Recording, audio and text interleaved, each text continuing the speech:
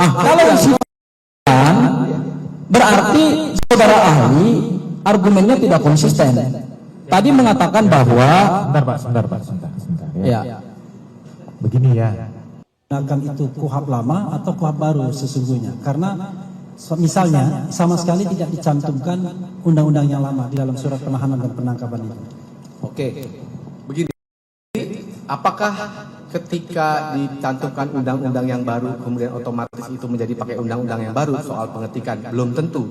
Apakah itu sebuah kesalahan? Misalnya dia lakukan itu berdasarkan 881, kemudian ditulisnya undang-undang KUHP yang baru, yes, itu suatu kesalahan, itu jelas. Ya. Cuman begini, sebenarnya KUHP lama dan KUHP baru itu kan nggak ada bedanya dalam upaya penangkapan, penahanan, thresholdnya nggak ada bedanya, Pak pemohon. Threshold utamanya tadi angka 2 tadi. Ya, itu yang pertama. Nah, kemudian pertanyaan yang kedua, apakah kesalahan itu cukup untuk menggugurkan upaya paksa itu? Nah, itu pertanyaan lain menjadi apakah itu cukup signifikan? Kalau saya melihatnya, apakah itu signifikan? Kurang signifikan karena Pak syaratnya juga sama kok. Ya, syarat penangkapan penahanan itu kan sama, 2 alat bukti tadi, bukti yang cukup. Oke, ya saya lanjutkan.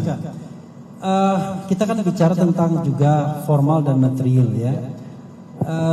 Ketika secara formal surat penangkapan dan penahanan itu harusnya tunduk pada undang-undang yang lama 881, tapi kemudian yang dibuat ternyata pasal-pasal dalam undang-undang yang baru, apakah secara formal surat penahanan dan penangkapan itu tidak cacat yuridis?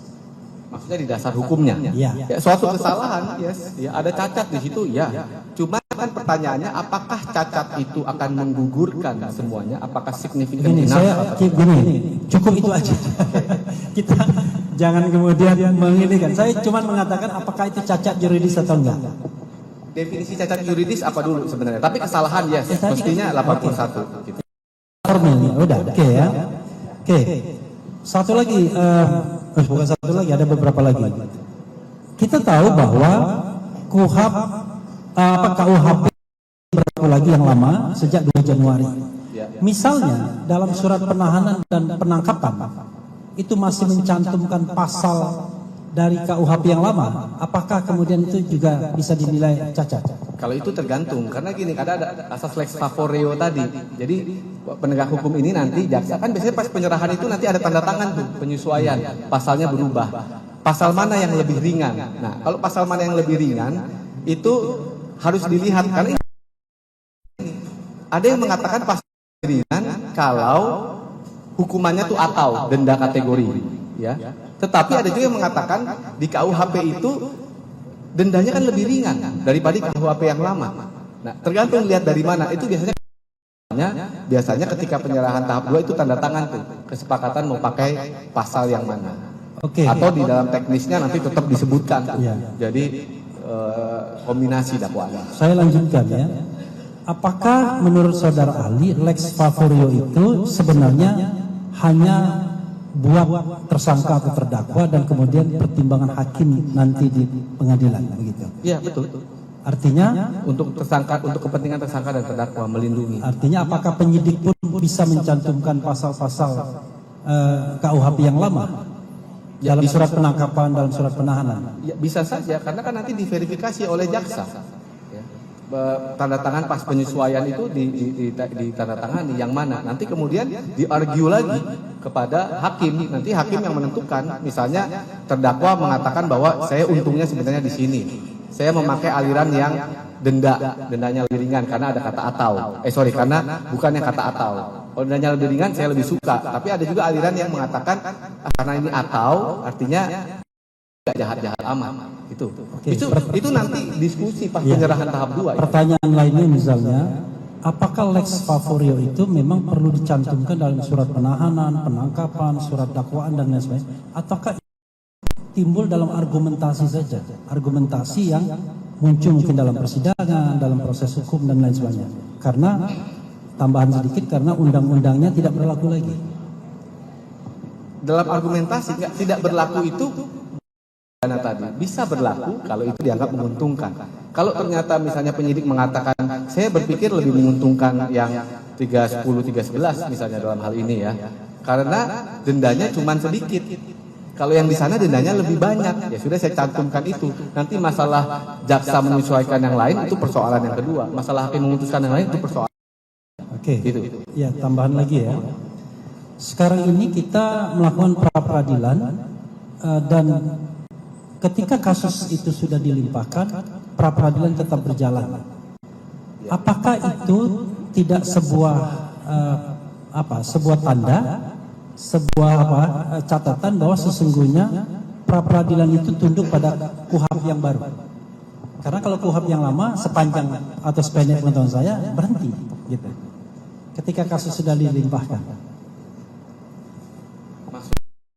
Kan pra-peradilan ini berjalan. Iya, tetap berjalan kan. Misalnya sebuah kasus itu sudah dilimpahkan ke pengadilan. Sudah dilimpahkan. Sudah dilimpahkan kan, tidak hanya P21 tapi juga sudah dilimpahkan ke pengadilan.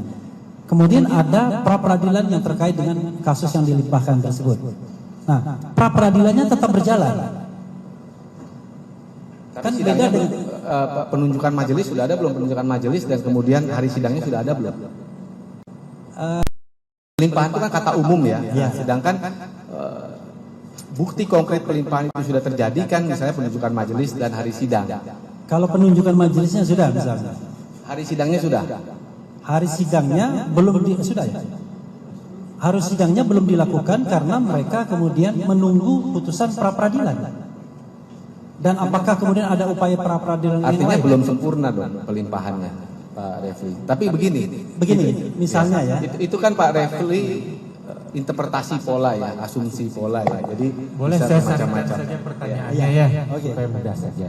Jadi misalnya begini, ada perkara pokok sudah dilimpahkan, tapi juga pra-peradilan terdakwa tersangka yang perkara dilimpahkan ke pengadilan oleh penuntut umum, terdakwa itu mengajukan pra-peradilan.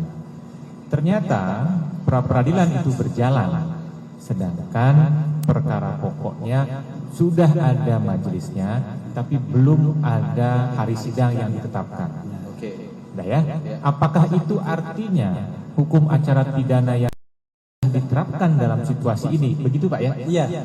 Enggak, belum. Karena ada persoalan transisi tadi, pasal transisi dan sidangnya juga belum dimulai. Maksudnya hari sidangnya belum exact. Tidak menggunakan KUHAP yang baru menurut saksi. Ya, betul. Iya. Nah, ini teman saya mau menindaklanjuti, nanti saya akan. Baik, Yang Mulia izin. Tadi saudara ahli mengatakan bahwa seperti yang juga tadi dikonfrontir oleh hakim yang mulia, ketika berkas perkara sudah dilimpahkan ke pengadilan, meskipun jadwal sidangnya belum dilakukan, apakah itu dalam KUHAP dimaksud dengan penuntutan atau tidak? Maksud dengan apa? Penuntutan. Dimaksud dengan penuntutan. Tahapan penuntutan dari jaksa penuntut umum. Pra penuntutan iya, karena pra penuntutan kan sudah selesai. Pra penuntutan kan bagian dari penuntutan. Gini. Di dalam pasal 361 KUHAP yang baru dijelaskan bahwa pada saat berlakunya undang-undang ini dan sedang dilakukan penyidikan, maka berlaku KUHAP baru. Begitu dilakukan penuntutan, maka berlaku KUHAP yang lama. Begitu dilakukan penuntutan, berlaku KUHAP yang baru. Saya meminta penjelasan ahli.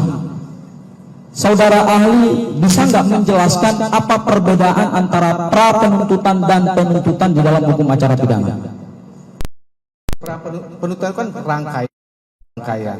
Ada kata umum yang ujungnya adalah surat tuntutan. Surat tuntutan itu lahir dari proses rangkaian. Dimulai dari apa? Dimulai dari pra penuntutan tadi, jaksa peneliti. Kapan pra penuntutan selesai dan kapan penuntutan dimulai? Kapan pra penuntutan selesai dan kapan penuntutan dimulai? Silakan saudara ahli. Kalau pra jelaskan. penuntutan selesai ya kalau berkasnya sudah menjadi dakwaan itu berarti sudah selesai penelitian itu sudah selesai. Berarti pra penuntutan selesai setelah P21 ya, dan kemudian penyerahan tersangka dan barang bukti ya. Ya, itu tahap. Kapan penuntutan dimulai? Gini, penuntutan itu proses kapan dimulainya tadi ya, pas balik berkas perkara. Ujungnya apa? Ujungnya ya surat tuntutan tadi. Itu kan rangkaian proses. Oke ya, saya bacakan definisinya kepada saudara. saudara ahli belum membaca KUHP terkait dengan apa yang dimaksud dengan pra penuntutan dan penuntutan, saya akan bacakan kepada saudara ahli.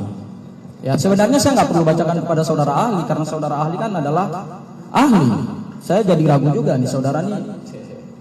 Penuntutan adalah menuntutan perkara pidana ke pengadilan wewenang untuk diperiksa dan diputus oleh hakim di sidang pengadilan. Ketika berkas perkara sudah dilimpahkan, sudah keluar nomor registrasi perkara pidananya, sudah dibentuk majelis hakimnya, sudah dibentuk jaksa penuntut umumnya, sudah dibentuk jurusita pengadilannya. Apakah itu bukan penuntutan? Ya, bagian. Kalau penuntutan, berarti saudara ahli argumennya tidak konsisten. Tadi mengatakan bahwa Sebentar Pak. Ya. Begini ya. Kalau saudara tidak sependapat, tidak apa-apa. Jangan didebat pendapat ahli itu ya.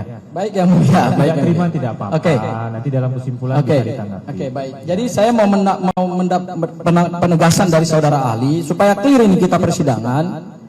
Saudara memaknai penuntutan itu adalah apakah sidang dimulai ataukah setelah berkas limpah sudah register nomor registrasi perkara pidananya, sudah dibentuk majelis hakimnya, sudah ada jaksa penuntut umumnya, sudah ada jurusita pengadilannya, sudah ada paniteranya. Mohon maaf. Itu proses ya. Jadi ketika pra penuntutan itu penuntutan sudah dimulai, sudah dilimpahkan. Itu penuntutan sudah dimulai karena berarti dakwaannya. Oke, baik, berarti jawaban saudara saya minta penegasan. Penuntutan itu ketika berkas sudah dilimpah berarti penuntutan, rangkaian penuntutan sudah dimulai ya. Baik.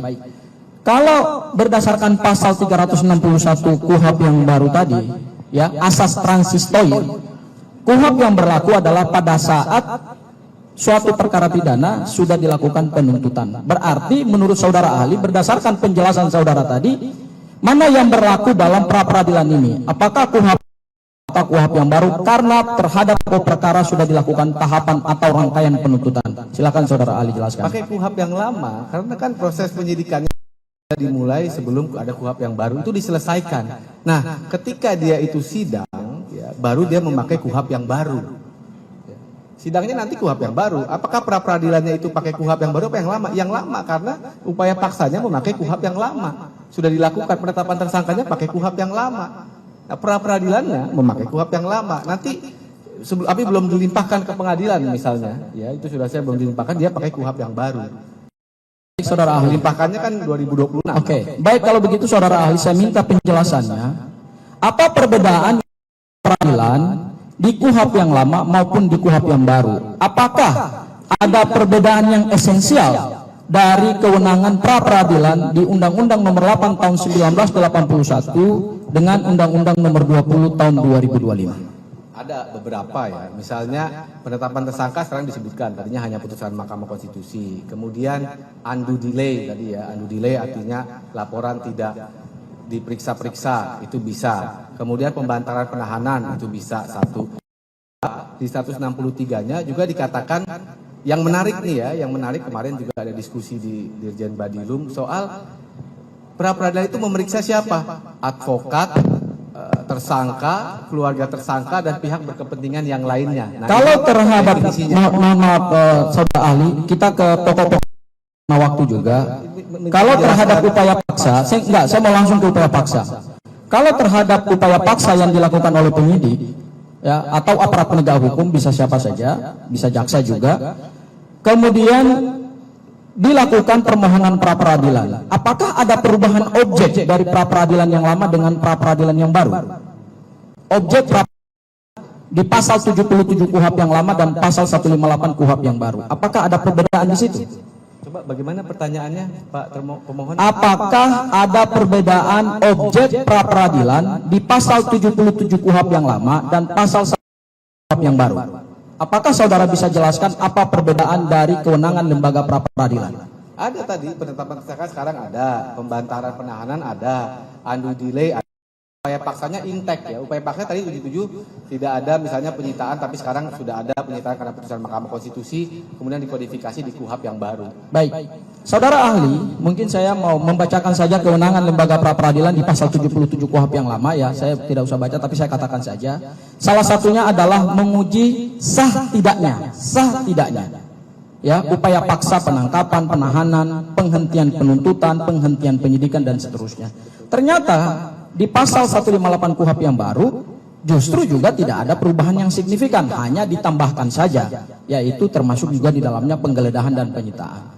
Apakah kalau kita mengajukan permohonan pra peradilan dengan KUHP yang lama dan KUHP yang baru, apakah dengan menggunakan KUHP yang lama seseorang memohonkan pra peradilan itu kemudian peristiwanya setelah berlaku KUHP yang baru otomatis gugur, ataukah juga ketika seseorang mengajukan permohonan pra peradilan di rezim KUHP pidana yang baru tapi juga masih menggunakan KUHP yang lama, apakah juga dengan otomatis gugur?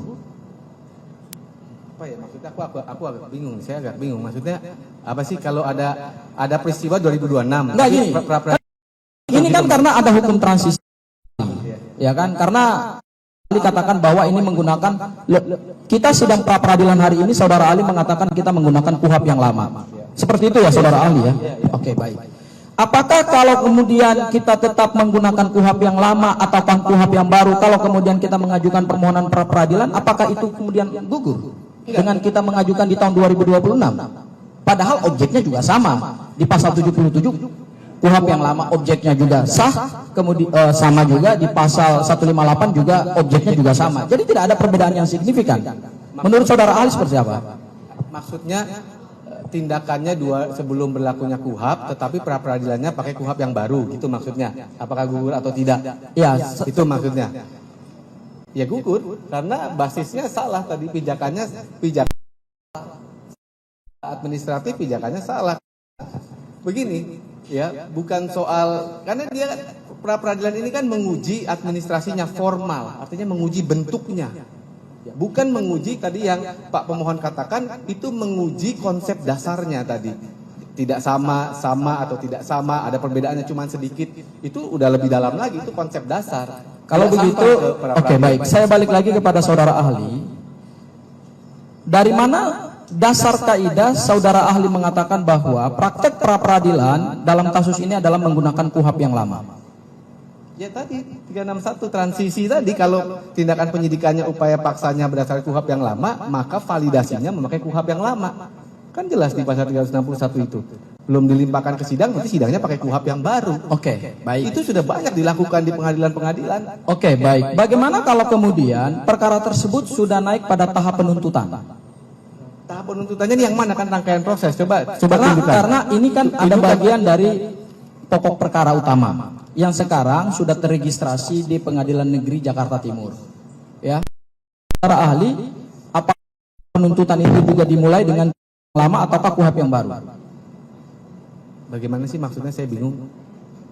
Enggak, ini kan ada penuntutan di Pengadilan Negeri Jakarta Timur, proses rangkaian ya, rangkaian. Apakah menurut saudara ahli, hukum acara yang berlaku dalam rangkaian tahapan proses hukum ini adalah menggunakan hukum acara yang mana? Yang lama, kalau sampai berkasnya lengkap diserahkan, dia pakai yang lama. Kemudian kalau sidang dia pakai yang baru, sesederhana itu. Gini ya. Mungkin nanti dipecah ini, jadi dua subjek, jadi dua materi ya. Persoalan menggunakan batu uji mana dengan persoalan menggunakan hukum acara yang mana, mungkin itu lebih mudah jadinya bahasanya ya. Betul yang mulia. Oke, kalau perkaranya, kalau penyidikannya itu menggunakan KUHP lama, hakim pra peradilan akan menggunakan batu uji mana seharusnya menurut pendapat ahli. Satu ya, biar dipecah-pecah, jangan digabung-gabung antara itu pertama. Yang kedua, proses persidangannya seharusnya menurut ahli menggunakan KUHP baru atau lama, kan jadi berbeda ya. Jadi mudah menjawabnya ya, supaya jadi tegas jawabannya, lugas saja. Saudara mau mengulangi itu lagi atau sudah? Saya kira udah clear yang mulia. Oke, baik. Selanjutnya yang kepada saudara ahli, saya ingin bertanya tentang asas lex favor reo. Tadi saudara ahli katakan bahwa hukum acara tidak menganut asas favor reo. Betul saudara ahli katakan seperti itu? Ya, betul. Oke ya. Kalau ada surat perintah penangkapan dan penahanan, kemudian mengutip asas lex favoreo yang diatur dalam pasal 3 KUHP yang baru, ya, apakah menurut saudara ahli kutipan pasal dalam surat perintah dan penangkapan dan penahanan itu tepat atau tidak? Konteksnya lex favoreo-nya untuk perbuatan materialnya kan, KUHP-nya. Ya, kalau KUHP-nya ya tepat lah. Kalau di KUHAP, kalau dia hukum acara yang tidak tepat. Tidak tepat ya, baik. Berikutnya lagi saudara ahli, tadi saudara menjelaskan soal hukum acara yang berlaku dalam penangkapan penahanan adalah hukum acara pidana yang lama. Bagaimana pendapat saudara ahli ketika surat perintah penangkapan dan penahanan justru menggunakan rujukan pada pasal-pasal baru yang sebenarnya jauh lebih menguntungkan? Cacat formil. Cacat formil ya. Berarti saya minta penegasan sekali lagi, cacat formil ya. Ada kesalahan, tapi apakah kesalahan? Enggak, saya cukup aja di situ, cacat formil ya. Baik, cacat formil. Oke, terima kasih saudara ahli. Ya, tambahan ya. Begini, saudara ahli ya.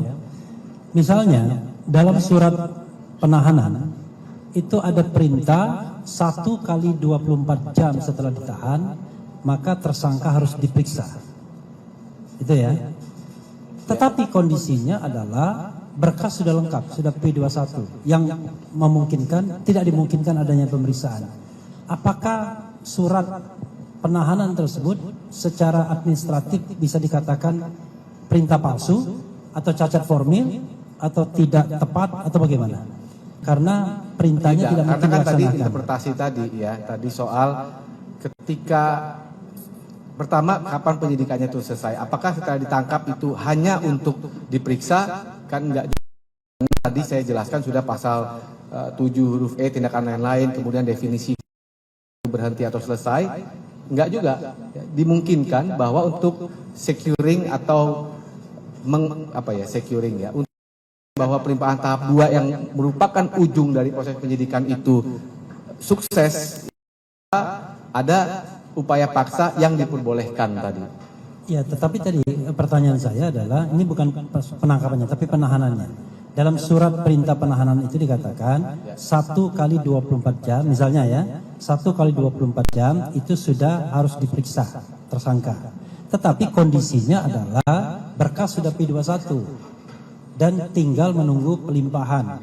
Nah, apakah surat perintah semacam itu secara administratif salah, cacat formil, atau tidak tepat, tidak korek atau apa? Apakah bisa dibenarkan? Artinya di dalam surat perintah penahanan dikatakan bahwa dia harus diperiksa dalam 1 kali 24 jam begitu? Iya, setelah ditahan. Ada tertulis begitu? Tertulis misalnya. Tertulis. Ya ada kesalahan. Nah, kesalahan lagi ya. Kalau misalnya dia mengatakan Udah, itu cukup. alasan penahanan. Cukup gitu ya. Kemudian nah, ini ada juga misalnya. Dalam surat perintah penahanan misalnya disebutkan bahwa tersangka ditempatkan di rumah tahanan Polda Metro misalnya. Dan itu tercantum secara jelas di dalam surat perintah penahanan. Tetapi faktanya ternyata tidak. Sama sekali tidak. Nah, apakah surat perintah itu juga bisa dikatakan cacat formil, salah, tidak dilaksanakan sebagai Kalau itu belum tentu ya, sangat belum tentu. Kenapa? Karena kan ada pertimbangan-pertimbangan misalnya dari penyidik yang dia tidak prediksi sebelumnya soal kesehatan. Padahal ya dia diwajibkan memastikan menahan orang kesehatannya terpenuhi. Itu kan ada treatment for prisoners kan juga ada di dalam undang-undang masyarakatan kita. Nah, artinya ketika ada perubahan dinamika situasi ya dia bisa saja dia melarikan itu misalnya ke rumah sakit ngecek kesehatan karena itu syarat utama. Itu pertanyaan pertama kalau dia mau melimpahkan. Begitu. Oke. Satu lagi.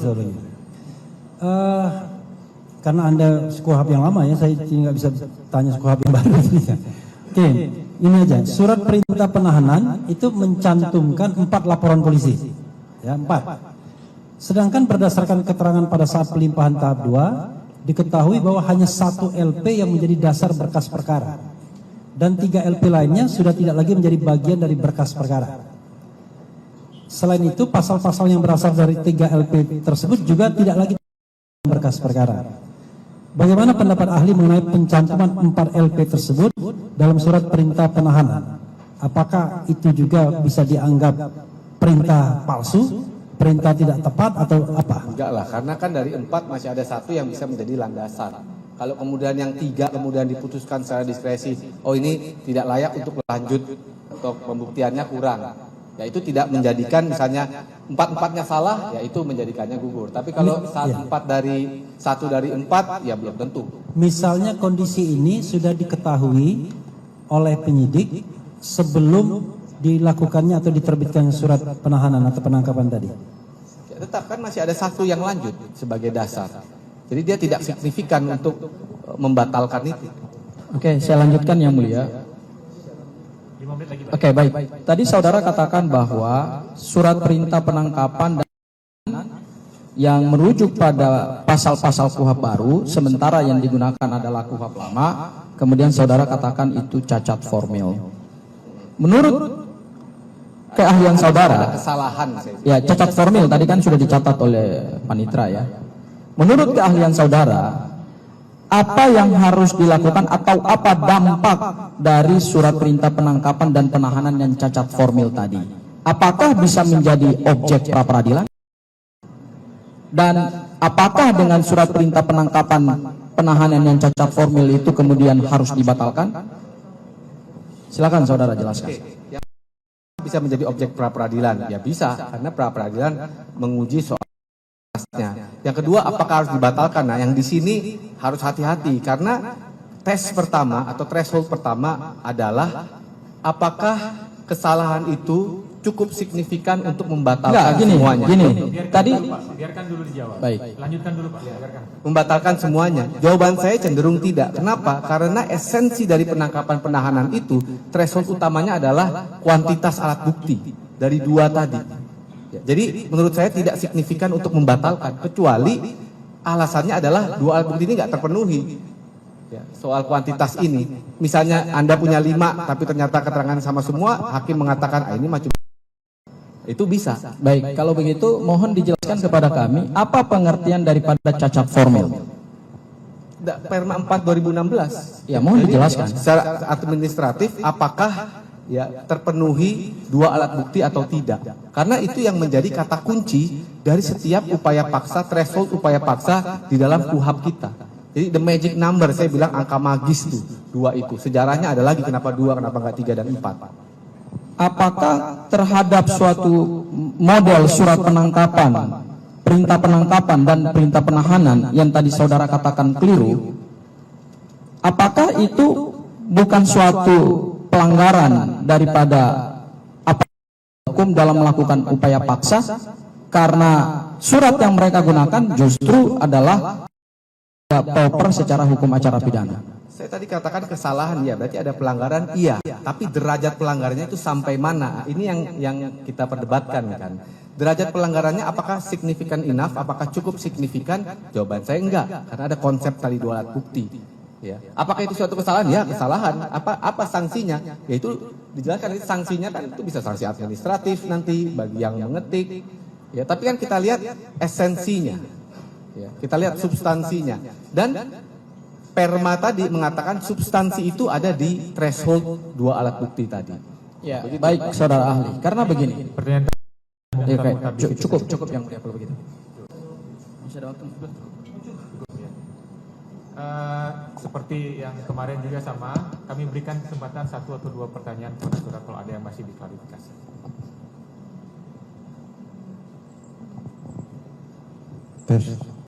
Terima kasih yang mulia. Mohon izin, Bapak ahli, kami menambahkan 1 pertanyaan saja.